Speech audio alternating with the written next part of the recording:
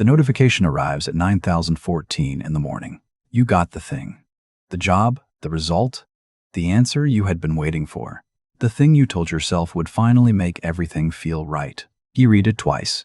You put the phone down. You wait for the feeling to arrive, the big, full, lasting feeling you had imagined so many times. And something does come. A warmth, a lightness, a moment of quiet relief. But then, within hours, sometimes within minutes, it begins to fade. The room looks the same. The day continues. And underneath the surface of that small celebration, something stirs. Something that sounds almost like a question. Is this it? We were not born believing happiness was somewhere else. Watch a very small child on an ordinary afternoon. Not at a birthday party, not receiving a gift, just sitting on the floor with a few simple objects. A wooden spoon, a plastic cup, a patch of sunlight falling across the rug. They are completely absorbed, not waiting for something better to arrive, not measuring this moment against a different, more satisfying one. They are simply in it, fully, without reservation, without the thought that they should be feeling more than they do. Something teaches us to leave that place. And like so many quiet lessons, it arrives not as a single event, but as an accumulation of small, ordinary moments. It begins with the way celebration works in childhood. When a child does something well, finishes a difficult puzzle, scores a goal, brings home a good report, the room changes. Voices lift, attention arrives. Warmth is given freely and visibly. The child feels it, absorbs it, and without meaning to, begins to form a connection. This feeling came from that result. Do the thing, receive the feeling, reach the moment, and the warmth follows. Nobody intends to teach this lesson. Parents celebrate because they are proud. Teachers reward because they want to encourage. The people around a child are not constructing a philosophy.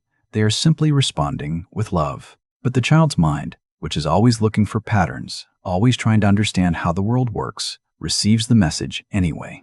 Happiness is what happens after. Psychologists have studied how early experiences shape what is sometimes called our happiness baseline, the internal standard against which we measure how we feel. What research has found is that this baseline is not fixed purely by nature. It is also shaped by environment, by what we were shown, what was rewarded, what we learned to associate with feeling good. And when the environment consistently links good feelings to achievements and outcomes, the mind begins to organize itself around that association. So the child grows, and the pattern grows with them. The puzzle becomes an exam, the goal becomes a promotion, the good report becomes a number in a bank account or a title on a business card. The objects change, but the underlying logic remains exactly the same. When I reach that, I will feel this. Think of a student preparing for an important exam. For weeks, perhaps months, the idea of passing holds a particular glow, not just as a practical outcome, but as a feeling. They imagine how it will feel to know, to have arrived. The exam becomes not just a test of knowledge, but a promised delivery of something emotional. And when it passes, when the result arrives, the feeling that follows is real. But it is also almost always smaller and shorter than the one they imagined. This is where the misunderstanding begins. Not in cruelty, not in failure, but in a very human and very understandable confusion between the moment of getting and the experience of having, between the arrival and the living. We were taught in the gentlest possible way that happiness waits for us at the end of something, and so we spent our lives walking toward ends. A belief practiced long enough stops feeling like a belief. It begins to feel like reality. This is what happens to the lesson formed in childhood. It doesn't stay as a soft association. Good feelings come after good results. Over years of repetition, across hundreds of small confirmations, it hardens into something structural, a way of organizing desire, effort, and time. A quiet but governing system that runs underneath nearly every decision we make. The system works like this. Identify the thing that will bring the feeling. Pursue the thing. Arrive at the thing. Feel the feeling. And then, because the feeling always fades faster than expected, identify the next thing. On the surface, this looks like ambition. It looks like motivation, progress, a healthy drive to improve. And in many ways, it produces real results. People build careers, relationships, and lives around this engine.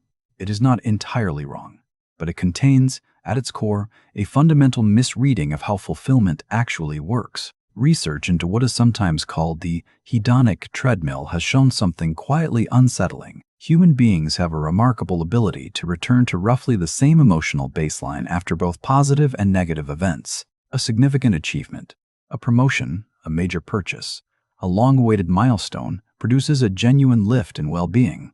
But within weeks or months, most people find themselves feeling approximately as they did before. The new becomes normal. The arrival becomes the starting point. And the mind, restless and pattern-seeking, begins looking toward the next thing that might finally hold the feeling in place. So the system doesn't deliver what it promises, and yet it doesn't collapse. Because each new target carries the same promise the last one carried. The feeling will come this time. This achievement will be the one that stays. This acquisition, this recognition, this version of life, this one will be enough. Consider someone who spends 2 years working toward a position they genuinely want. The drive is real. The effort is real. The sacrifice is real. And when the moment finally arrives, the email, the handshake, the new title, so is the satisfaction.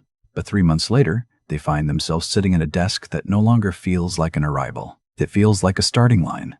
And already, the mind is pointing forward again toward the next marker, the next proof, the next version of enough. This is not weakness. This is the system doing exactly what it was built to do. Keeping us moving, keeping us reaching, never quite allowing us to stop and ask whether the direction itself is correct. And this is precisely why the misunderstanding is so difficult to see from inside it.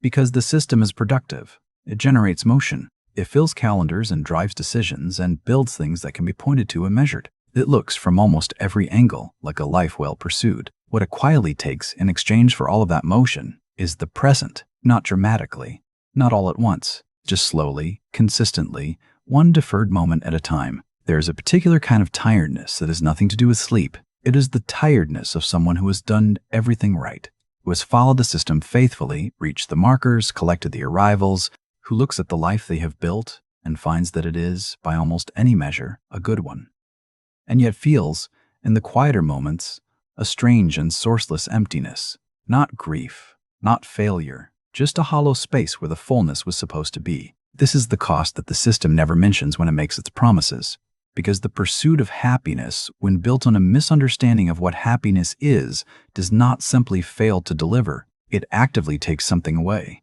It trains the mind to live in a perpetual state of not yet, always oriented toward the next arrival, always measuring the present against a future that has not happened.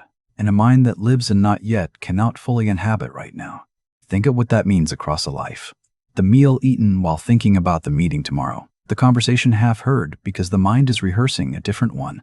The holiday spent calculating whether it is enjoyable enough to justify the cost. Entire seasons of life.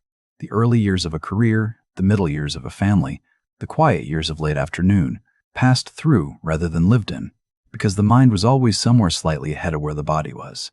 The present, experienced this way, becomes something to move through rather than something to be in. And here's where the emotional weight truly settles, because most people who live inside this pattern are not indifferent to their lives. They care deeply.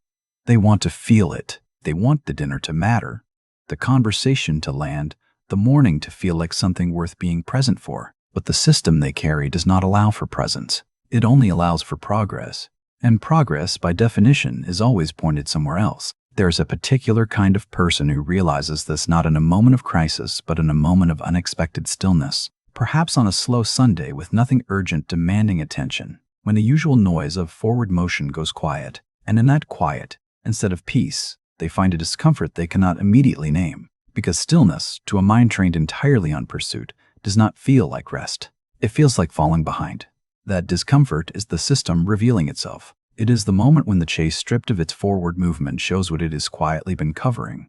Not a path toward fulfillment, but a way of avoiding the question of whether fulfillment was ever really what was being sought. Because perhaps what the system truly offers is not happiness. Perhaps what it offers is momentum, the feeling of going somewhere, the comfort of having a next thing, the relief of not having to sit with the present long enough to feel what it actually contains. And momentum, my friends, is not the same as meaning. If this feeling of perpetual pursuit sounds familiar, it should. It has been carefully built into the architecture of modern life. We live in an era that has taken the oldest human misunderstanding, happiness is something you get, and turned it into an industry, a vast, sophisticated, endlessly creative industry that survives entirely on the gap between where you are and where you believe you need to be. Every advertisement begins in that gap. Every upgrade, every new version, every seasonal collection exists to remind you gently but persistently, that what you currently have is not quite enough, that the feeling you are looking for is available, just one purchase, one decision, one better version of yourself away. This is not an accident. It is a system, and it is extraordinarily good at what it does. Studies on consumer behavior have found that the anticipation of acquiring something new activates the brain's reward pathways more strongly than the acquisition itself. The wanting, in other words, feels better than the having, which means that the most effective way to keep a person engaged with a product, a platform, a lifestyle, is not to satisfy their desire, but to keep it alive, to deliver just enough to feel like progress while always maintaining the horizon just out of reach.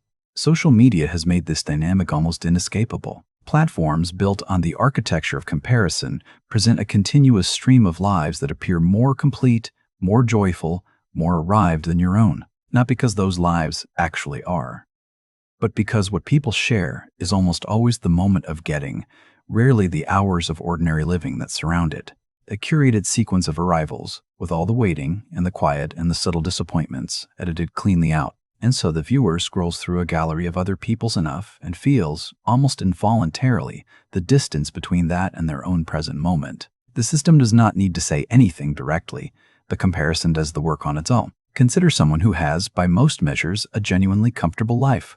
A home, work they find reasonably meaningful, people they love. But they spend a significant portion of each day inside spaces, online and offline, that are designed to make the ordinary feel insufficient. Over months and years, the cumulative effect is not dramatic. It is subtle, a faint but persistent sense that real life, the full, satisfying, properly felt version, is somehow still ahead, still being prepared, still waiting for the right conditions to finally begin. The tragedy is not that they are ungrateful. It is that the environment they inhabit has been deliberately designed to make gratitude difficult, to make presence feel passive, to make enough feel like settling. And so the pursuit continues. Not because people are foolish, not because they lack self-awareness, but because the entire world around them is fluent in the language of not yet. The misunderstanding is not personal. It has been made structural. And recognizing that, truly seeing it from the outside, is the first quiet act of resistance. So what does fulfillment actually feel like if not this? It is worth asking slowly, not as a self-help question with a tidy answer waiting at the end, but as a genuine inquiry, the kind you sit with rather than solve, because fulfillment, when you look at it honestly, does not announce itself the way the system promised it would. It does not arrive with a notification. It does not follow a milestone or appear on the other side of an achievement. It does not feel like the lifting of weight, or the crossing of a finish line, or the moment a long-held breath is finally released. It feels quieter than all of that. It feels like a conversation that goes longer than expected, and you don't want it to end. It feels like work that pulls you so completely into itself that time disappears and you forget, briefly, to measure whether you are doing it well enough. It feels like a meal eaten slowly with people you love when nobody is looking at their phone. Not because phones were forbidden, but because nobody wanted to be anywhere else. These moments have something in common. They are not pointed anywhere. They are not steps toward something. They are not building toward a future version of feeling good. They simply are complete in themselves, asking nothing more from the moment than what the moment already contains. This is what the ancient philosophers were reaching toward when they spoke not of happiness as pleasure, but of eudaimonia, a Greek word that resists simple translation but means something closer to flourishing. A life lived in genuine alignment with what is meaningful, what is present, what is real, not the feeling you get when things go right. The quality of being fully engaged with the life you're actually living. It is a different kind of richness. And it cannot be purchased, scheduled, or optimized. It cannot be found by looking forward. It can only be discovered by looking, with patience and honesty, at what is already here. This does not mean abandoning ambition. It does not mean that goals are meaningless or that achievement brings nothing of value. It means something more nuanced than that. It means learning to want things without needing them to complete you. It means allowing the pursuit to coexist with presence, to reach forward without abandoning the ground beneath your feet, to build a future without mortgaging the only moment you ever actually have, which is this one. The misunderstanding we carry, that happiness waits for us somewhere ahead, is not a sign of weakness. It was taught to us by a world that meant well and knew no better. It was reinforced by systems designed to profit from our incompleteness. It made perfect sense for a very long time, but understanding it is not the same as being trapped by it. Because the moment you see the system clearly, the treadmill, the horizon always moving, the arrival that never quite arrives, something shifts. Not dramatically, not all at once, but a small and important space opens up. A space where you can ask, without urgency and without judgment, what would it mean to feel this now rather than then? Not after the promotion, not when the situation is more stable, not when life finally arranges itself into the shape you have been waiting for. Now, in this ordinary, imperfect, quietly sufficient moment, fulfillment was never at the end of the road, my friends. It was always in the quality of attention you brought to the walking. Until next time, my friends, sleep well and stay curious.